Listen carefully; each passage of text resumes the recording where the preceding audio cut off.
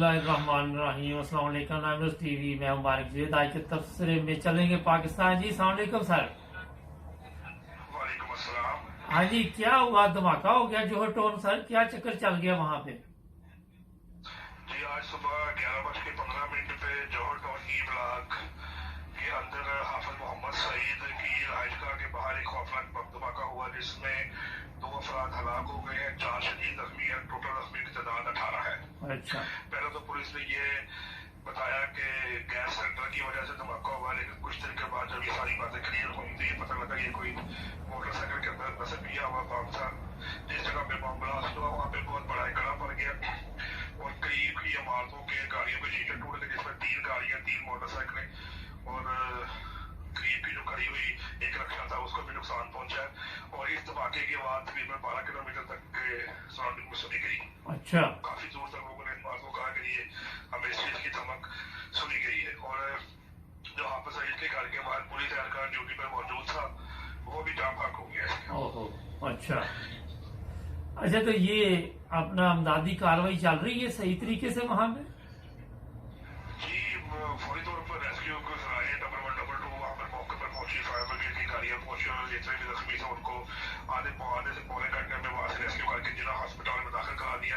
वहाँ पर 4 जो जख्मी है उनमें उनकी हालत बहुत ज्यादा तशवीशनाक है। बाकी अफराद को मौके पर 6 से 7 अफराद को मौके पर ही फर्स्ट एड देकर फारिग कर दिए गए, जिसमें छोटे बच्चे भी हैं, 3 खवातीन भी हैं और बाकी जो करीब अफराद है वहाँ पर अहले शाहिदीन की एक खातून मौजूद थी। उसने ये बताया है कि सुबह जब मैं यहाँ से गुजर रही थी तो मैंने देखा कि मोटरसाइकिल पे 2 से 3 मशकूक अफराद यहाँ पर चक्कर लगा रहे हैं। मैंने पुलिस वाले को भी बताया लेकिन मेरी बात नहीं उन्होंने वहाँ पर सुनी तो धमाका हो गया। इसी तरह में इसी टाइम में वहाँ पे ब्लास्ट हो गया। अच्छा सर, ये काफी नुकसान पता चला हुआ है, गाड़ियां वगैरह काफी और इमारतों को भी नुकसान पहुंचा है। जी एक मकान जिसके बाद धमाका हुआ वो बिल्कुल तबाह हो गया। उसके सामने में जो मकान थे उनकी दीवारें और छतों को भी नुकसान पहुंचा। काफी मकान में दरारें पड़ गई हैं और तकरीबन उस गली के जितने भी घर थे सबके शीशे जो है वो बिल्कुल टूट गए। इसके अलावा 3 गाड़ियां मुकम्मल तौर पर तबाह हो गई। उस घर में 2 गाड़ियां खड़ी थी जो मुकम्मल तौर पर तबाह हो गई है। 3 मोटरसाइकिलें थी वो भी मुकम्मल तौर पर तबाह हो गई है। एक रक्षा था वो भी मुकम्मल तौर पर तबाह हो गया। सर के सामने के घर के 2 दरवाजे थे बड़े लोहे के, वो भी उनको भी नुकसान पहुंचा। वो भी दूर जाके वहां से उखड़ के दूर जाके वहां पे दरार थे। मतलब काफी हद तक ये नुकसान हुआ है। अभी पब्लिक स्कॉट और बाकी लोग भी चाहे वो पर मौजूद थे तो वो इस बात को अब तयन कर रहे हैं कि इसमें कितने बॉल बेरिंग इस्तेमाल हुए हैं और इस बम धमाके की नौयत क्या थी और कितने किलो का इसके अंदर एक्सप्लोसिव इस्तेमाल किया गया। वज़ीर पंजाब ने इस वाक़े का नोटिस लेकर आईजी पंजाब से फौरी तौर पर रिपोर्ट तलब कर ली है और लाहौर के जो 2 अस्पताल है उनमें एमरजेंसी नाफिज कर दी गई है। डीसीओ लाहौर और सीसीपी लाहौर भी मौका पर पहुंच गए। अच्छा सर, ये जैसे आपने बताया कि उस खतून ने पुलिस वाले को बताया, तो ये पुलिस वाले को चाहिए था ना उसकी बात सुनता। जितनी पुलिस वाला बाहर खड़ा था हो सकता है वो उस अंदाज में उसने उसको ना देखा हो क्योंकि वो इलाका बड़ा हसास किस्म का इलाका है। वहाँ पे जहाँ पे उनकी रहायश थी तो उनके इलाके की रहायश की वजह से वहाँ पे जो करीब के लोग हैं उनको देख सकते। लेकिन उस खातून ने जो फिलहाल स्टेटमेंट दी है मौके पे, जो फर्स्ट वहाँ पे मीडिया पर्सन या जो लोग वहाँ पर पहुंचे तो उसमें यही उसने बताया कि जी मैं इनको बताती रही हूँ वहाँ पे मशकूक अफराद है, वहाँ पे मशकूक अफराद है, इसी देर में ही मोटरसाइकिल फटी है और धमाका हो गया। अच्छा सर, आज वो मौलवी साहब को भी पेश किया गया, रिमांड लिया गया? जी मौलवी साहब को वहाँ पे जस्टिस के सामने पेश किया गया जहाँ जस्टिस साहब ने मजीद उनका 3 दिन का रिमांड दे दिया है और जो उनका डीएनए था उनको सरकारी तौर पर जो डाटा है उसमें शामिल कर लिया गया। मजीद अभी तफ्तीश पुलिस ने कहा है कि हमें मजीद अभी तफ्तीश के लिए टाइम तक है जिस पर अदालत ने मजीद अभी 4 से 5 दिन का रिमांड दे दिया गया। अच्छा, ये कवि साहब की भी सोशल मीडिया पे अब ऐसी वीडियो चल रही है, तो ये मौलवी किस चक्कर में पड़ गए सर? मौलवी देखिए मौलवी अल्लाह ताला की तरफ से पकड़ में आ रहे हैं। मौलवियों के मतलब एक कल ट्विटर के ऊपर भी एक सलाहुल्लाह चौधरी साहब है, उन्होंने एक तस्वीर एक मूवी थी कोई 3 मिनट की उसमें शेयर की थी कि उसमें भी एक मौलवी साहब सिपारा पढ़ा रहे हैं, 7 बच्चे के साथ गलत हरकत कर रहे हैं। इसी तरह एक और मौलवी साहब है उनके भी सोशल मीडिया पे अपलोड की गई है कि मौलवी साहब जो है वो लड़के को सामने कुरान करीम पढ़ा हुआ पढ़ा रहे हैं साथ और उसके साथ पूरी हरकत कर रहे हैं। तो ये अब आपको ये को खुद सोचना चाहिए। जब सोशल मीडिया में बात होती है तो वहाँ पर लोग कहते हैं जी आप मदरसों के मतलब बुरी बातें करते हैं, आप मदरसों के मतलब इस तरह की कमांड देते हैं, जब को ये नहीं पता कि ये जो पढ़ने वाले लोग हैं यही तो सारा काम खराब कर रहे हैं और इन्हीं की वजह से सारा काम हो रहा है। इनकी ज़हनियत देख लें, इनका काम देख लें, इनका इस बात के ऊपर इकरार देख लें कि अपने कुरान पढ़ के, हदीस पढ़ के, दीन इस्लाम की तशरीह करके, लोगों को समझा के, हम तो वो है जो कि लोगों को अच्छाई और नेकी की तरफ राग़िब करने वाले लोग हैं। तो ये खुद किस काम में लगे हुए, अब इनके काम कैसे एक्सपोज हो रहे हैं, कैसे एक दूसरों के सामने ओपन होते जा रहे हैं। लोगों के दिलों में क्या इज्जत रह रही है इस चीज की, इस्लाम ये चीज कहता है, हमारे उलमा ये काम कर रहे हैं। अच्छा, लोगों को कोई शर्म आ रही है देखे लोगों को कोई शर्म आ रही है, जो आम पब्लिक है उसको कोई शर्म? जी आम पब्लिक काफी हद तक अगर हम सर्वे करें तो थोड़ा काफी लोग होते हैं जो कहते हैं जी इनको संस्कार कर देना चाहिए, कुछ लोग कहते हैं इनको जिंदा जला देना चाहिए, कुछ लोग कहते हैं जी नहीं ये एक उलमा का आपको बदनाम करने की साजिश है, मदरसों के खिलाफ एक्शन लिया जा रहा है।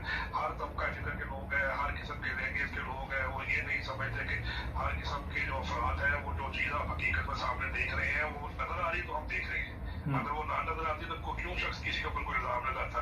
लेकिन लोगों के अंदर काफी मिला जुला रुझान है। लेकिन आप ये कह सकते हैं कि जो काफी हद तक लोग हैं वो इस बात पे बहुत ही नादम है और सख्त परेशान है कि हमारे उलमा कराम के मतलब किस तरह की वीडियोस बाहर आ रही है और इनका क्या किरदार है जो लोगों के सामने पेश हो रहा है। अच्छा सर, मैंने आज एक प्रोग्राम अपलोड किया, कुछ 33 साल पहले का वाकया उस खतून ने बयान किया कि मेरी बेटी भी कुरान शरीफ पढ़ने जाती थी तो उस वक्त जो मौलवी था वो भी इन्हीं कामों में मुलव्वस था। तो इसका मैंने साबिर लगाया, ये तो अरसा दराज से इन कामों में पड़े हुए हैं। नहीं ये कोई आज को पहला अमल तो नहीं है, ये तो कोई एक ऐसा अमल हो गया जिसके अंदर कोई वीडियो बन गई है, इनको पता लग गया। कुछ लोग ऐसे हैं जो बिल्कुल नहीं बताते होंगे, तो हम ये नहीं कह सकते कि ये काम आज शुरू हुआ या वो 6 महीने से शुरू हो गया।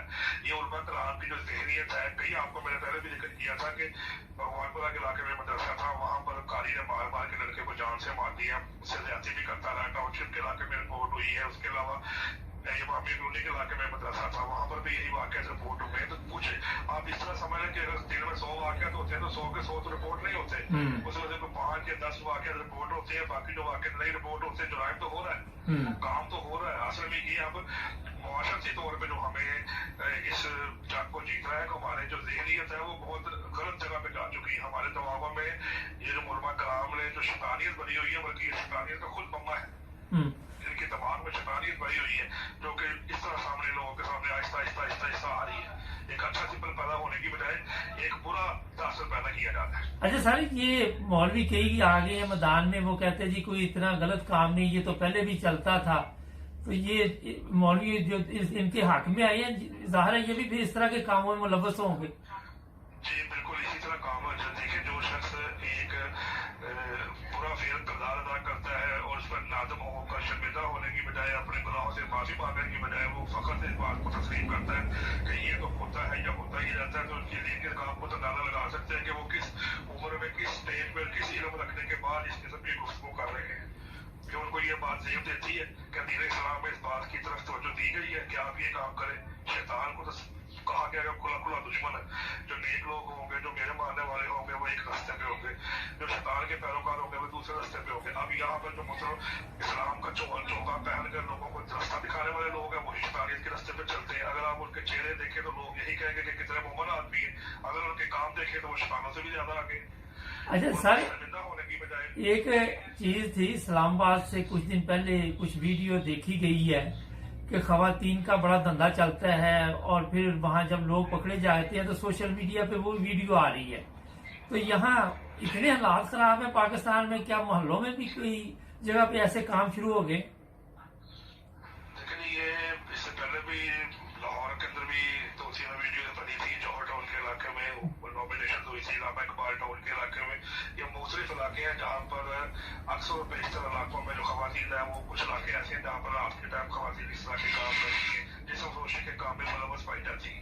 आजकल तो लाहौर के अंदर या इस्लामाबाद के अंदर मसाज सेंटर के नाम के ऊपर फांसी का एक स्टेशन बनाया जाता है जहाँ पर लोग आते हैं, फिर मसाज सेंटर के बहाने फिर वहाँ पे खवातीन जिस्म फरोशी करती हैं और उसके बाद वहाँ पे वीडियो वायरल होती है जो कि फेसबुक पे भी चली जाती है, सोशल मीडिया पे भी आ जाती है।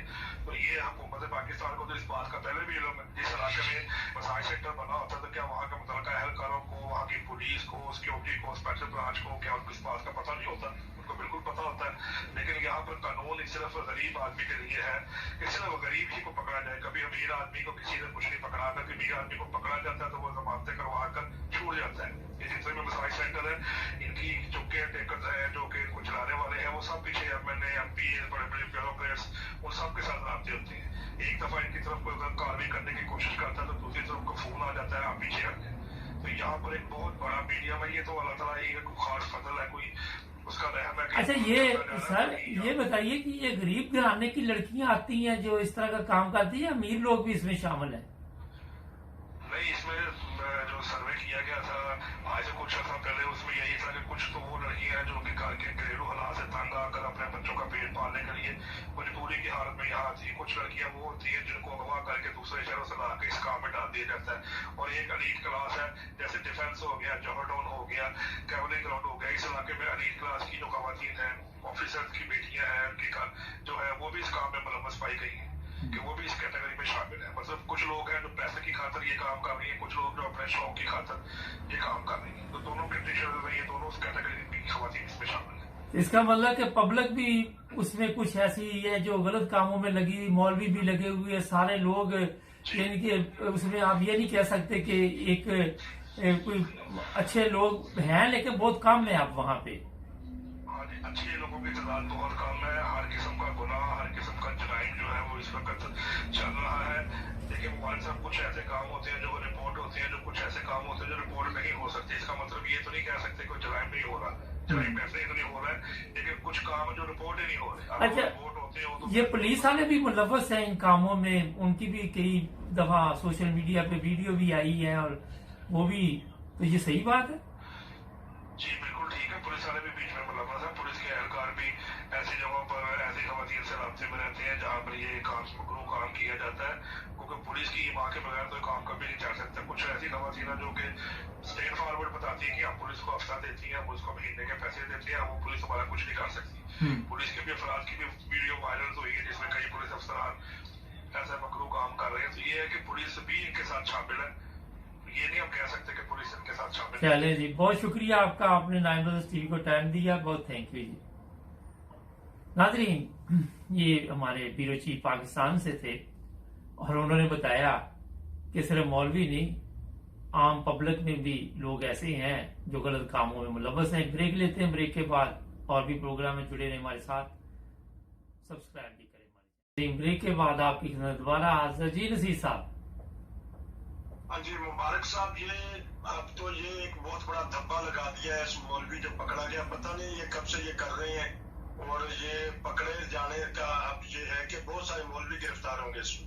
अच्छा, मौलवी गिरफ्तार का तो एक अलहदा इशू है। असल में मैंने कई दफा आपको बताया कि ये जितने दीन फरोश लोग हैं ना, और ये दीन से लाइलम है, इन्होंने जो इस्लाम को नुकसान पहुंचाया।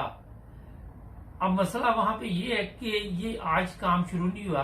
आज सुबह एक प्रोग्राम भी पेश किया गया हमारी तरफ से कि ये बड़े अरसे से ये काम चल रहा है।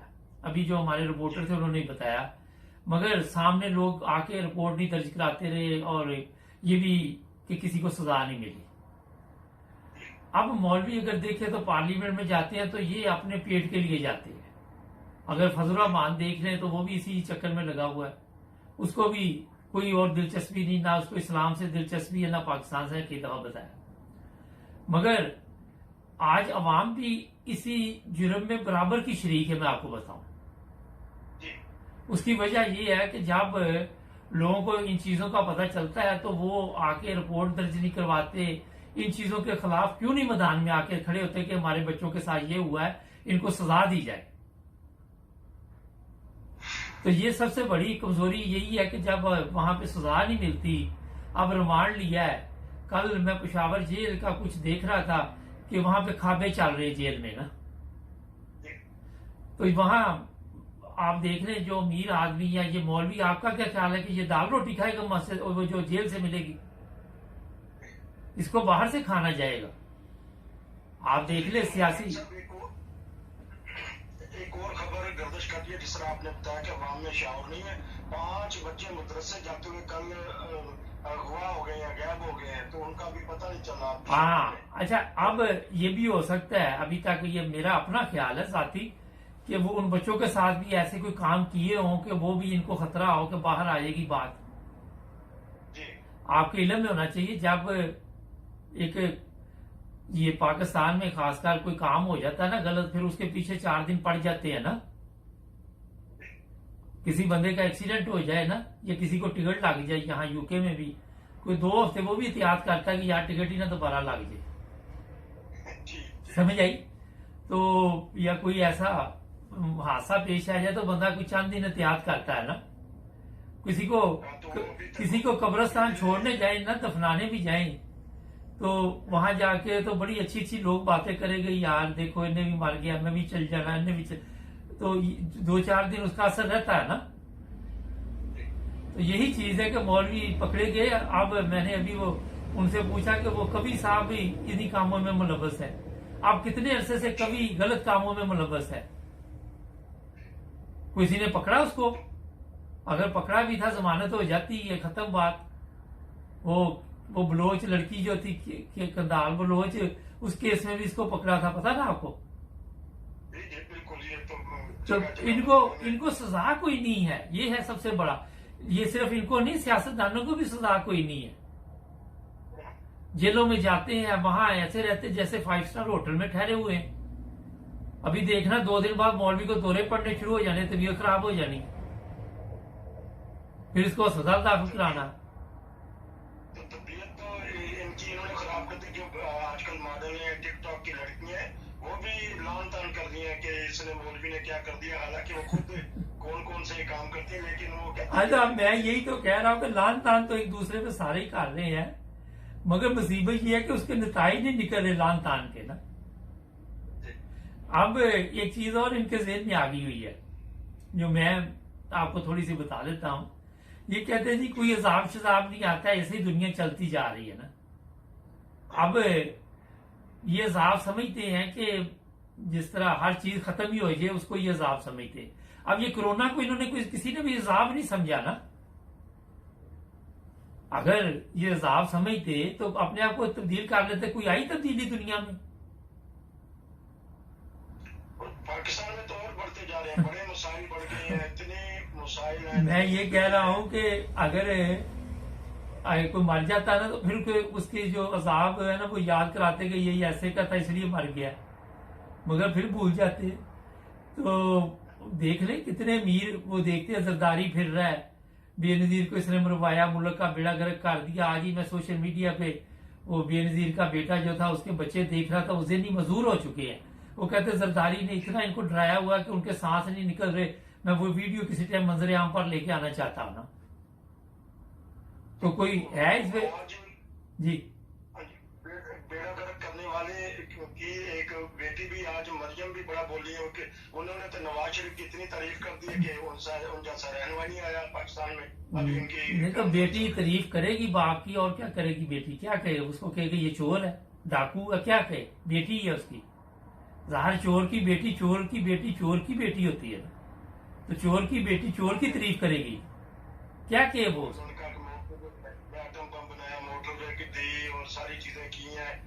तो अभी भी वो कह रही है कि मोटरवे उसने बनाई अपने प्यो दे पैसे नाल बनाई। मोटरवे एटम बम प्यो दे पैसे नाल बनाया? किहड़ा एटम बम बनाया? एटम बम तो जुल्फकार अली भुट्टो के दौर से शुरू हुआ है। उसमें तो डॉक्टर अब्दुल सलाम का अहम किरदार है। वो कहती है कि जमानत दे दें उनकी जान की, तो वो अभी रात शाम की फ्लाइट से ही आ जाते हैं। इसका मतलब फ्लाइट फ्लूट, इसका मतलब उसकी जान सिर्फ कीमती है, बाकी जो 22 करोड़ अवाम है उसकी जान नहीं कीमती पाकिस्तान में। ये बात आपने की है ना कि देखें कि अवाम 22 करोड़, कभी इन्होंने ये 22 करोड़ अवाम की जमानत दी है जान की?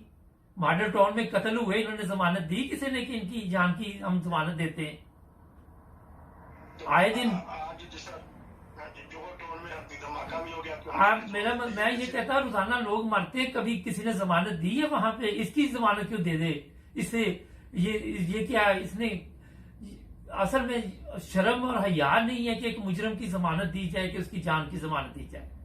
उससे सवाल पूछे, वो बताओ ये पैसा कहां से आया, कहां से तुमने लेके आए, वो बताए। बस ये इन्होंने सवाल पूछा है। अदालतों को इन्होंने यरगमाल बनाया हुआ है जी। अदालत में जाना है तो मरियम के साथ जुलूस जाएगा, फलानी जगह अदालतें डरती हैं। इनके अदालतें जो इनके केस है, इनको फौजी अदालतों में चलाई केसों को। ये अदालतें इनको सजा दे सकती है आपके ख्याल में? तो जमानत किसी की भी नहीं है। वो जाके पहले, अव्वल तो उसने जाना ही कोई नहीं, मैं आपको बता दूं। वो जाएगा जब कोई इनकी फिर दोबारा डील होगी, जब इमरान खान चला जाएगा।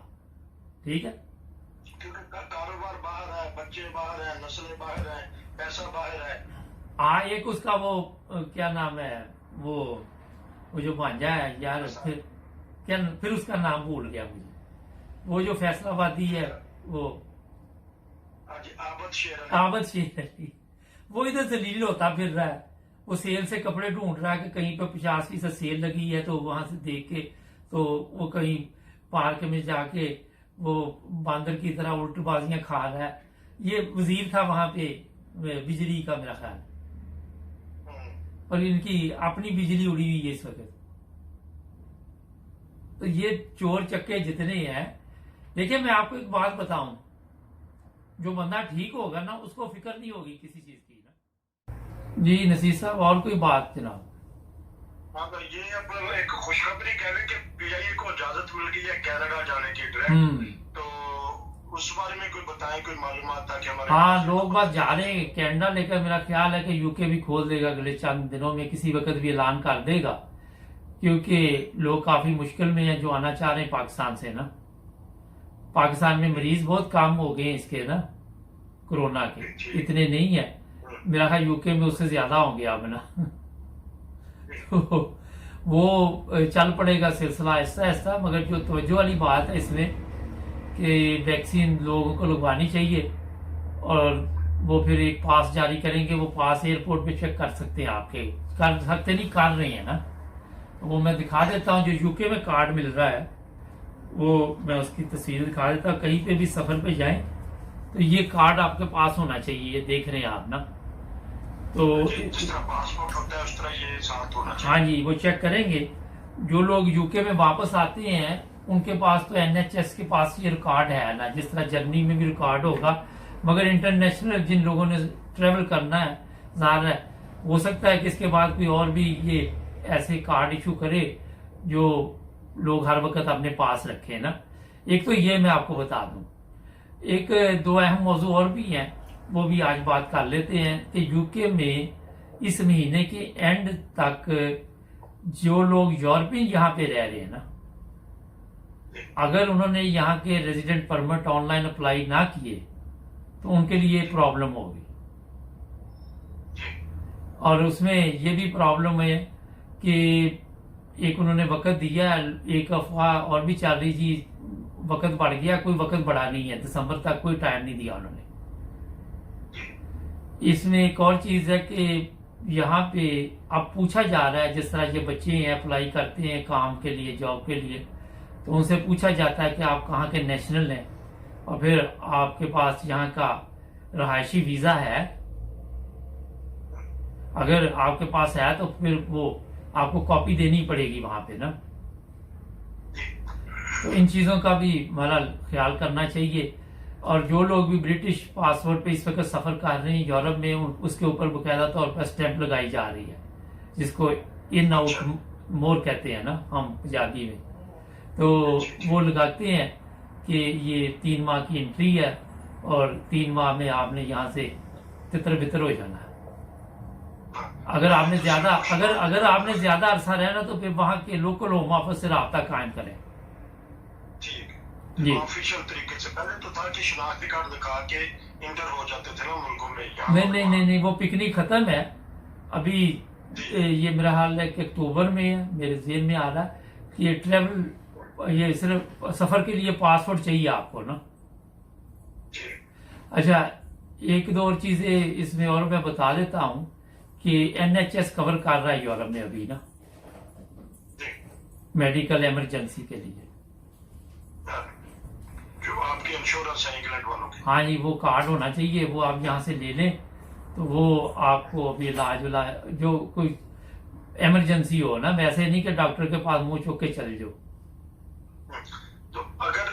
बताएं कि अगर कोई कारोबार जैसा काम कर रहा है कोई बंदा, उसने फिर वहाँ वीजा लेना पड़ेगा? पोलैंड के बंदे रहने वाले हैं। हाँ, वो बड़ा लंबा चौड़ा स्यापा है, इतना आसान नहीं इन्होंने किया। अब वो इसी तरह ये जैसे पाकिस्तान से आना है, इसी तरह जैसे इंडिया से आना है, इसी तरह यूरोप से भी आने के लिए वो जो भी उनकी शराइत है वो पूरी करनी पड़ेगी। उसके बगैर यहाँ पिकनिक नहीं अब चलेगी। तो अवाम खुश है कि वो कहेंगे कि हमें चलो जी काम मिलेंगे ज्यादा? पता नहीं अवाम खुश है कि नहीं खुश है, लेकिन ये है कि जो हमारे एशियन है वो बड़ा डिस्टर्ब है, क्योंकि वो पहले आ जाते थे यहाँ पे, कोई प्रॉब्लम नहीं होती थी। कई लोगों ने चाहे वालदैन बुलाया, किसी ने किसी को बुलाया। अब क्योंकि नए कवानीन पहले से शुरू हो रहे, तो हमारे जो एशियन है बड़ा वो डिस्टर्ब है इससे। जी नहीं, तो वो मुकामी एशियन जो लंदन में रहने वाले वो तो खुश नहीं, वो खुश है। जो यूरोप से आते जाते थे, जिनके रिश्तेदार थे, वो थोड़े से परेशान है, क्योंकि कई लोग यहाँ शिफ्ट होना चाह रहे थे जर्मनी से, अब वो रुक गए। कईयों को अब नेशनलिटी जर्मनी में मिल रही है, मसलन फर्ज करे, तो वो यहाँ अगर शिफ्ट होना चाहता तो वो भी प्रॉब्लम है। हमारे एक दोस्त है, उनका बेटा यहाँ शिफ्ट होना चाह रहा है, तो उसके लिए भी वो काफी उन्होंने जनाब काम होना चाहिए, फिर और भी कई शराइत है उसमें ना। अच्छा, इसमें शराइत उन्होंने निकाल दी है? हाँ जी, काफी मुश्किल कर दिया है। तो मेरा ख्याल है कि देखते आने वाले दिनों में, मगर यूरोप के साथ ज्यादा ही सख्ती कुछ चल रही है इनकी अभी ना, खबरें ये हैं हमारे पास। क्योंकि यूरोप से ज्यादा हुआ ना, फिर उसी के साथ होगा, क्योंकि जिस तरह आप कहते हैं कि बड़ी फायदा उठा लिया आपस में आने जाने। हाँ, मेरा यूरोप भी चाहता है कि इंग्लैंड को कोई सबक दे, उन्होंने भी सख्ती की हुई है, ताकि हो सकता है, उनको उम्मीद है ये वापस आ जाए, मगर इतनी जल्दी नहीं वापस आता। किंग होता है। हाँ जी, और कोई बातचीत? हाँ, बस ठीक है कि जर्मनी के हालात बदल रहे हैं, सूबे खुल रहे हैं। जर्मनी में वैक्सीन बड़ी तेजी से लग रही है। हमारी रिपोर्ट के मुताबिक कल मेरे बड़े भाई गए थे पूछने, तो उसने उसी को लगा दी उसको, उनको ना। वैक्सीन भी लग रही है, कोरोना टेस्ट जगह जगह। अच्छा, कई लोग यूके से जर्मनी चले गए हुए हैं, कोई हॉलीडे ये वो, तो वो NHS वाले उनको ढूंढ रहे हैं। तो बेहतर ये है कि वो उनको ईमेल करें कि हमें जर्मनी में वैक्सीन लग गई है, तो अपना साथ NHS नंबर लिखे ताकि उनके रिकॉर्ड में आए। अच्छा, इतना तेज हो गया माशाल्लाह। हाँ जी, क्योंकि मेरा नंबर कई लोगों ने दिया हुआ था, मेरे अजीज थे एक दो ने, तो मुझे भी फोन आता, तो अब वो वैक्सीन लगवा के तो उनको बकायदा ईमेल करके तो इतला दी जा रही है कि हमें लग गई जर्मनी से, तो आप परेशान ना हो आप, क्योंकि यहाँ उसी कंपनी की लगवानी ना, दोबारा अगर लगवानी फिर उसी कंपनी की लगवानी। हाँ, वो जर्मनी में आप जब पहले वैक्सीन लगवाते तो वो दूसरी की अपॉइंटमेंट दे देते कि 6 हफ्ते बाद फिर आ जाना। तो बड़ा सारा जो सिस्टम वो चल रहा है, बड़ी तेजी से जर्मनी ने अब कवर किया है ना, बहुत स्पीड है। नाज़रीन, ये था आज का तबसरा। मिलेंगे कल नए प्रोग्राम में। जुड़े नाइम रोज टीवी के साथ, हमारे चैनल को सब्सक्राइब करें। अल्लाह हाफ़िज़। ओके।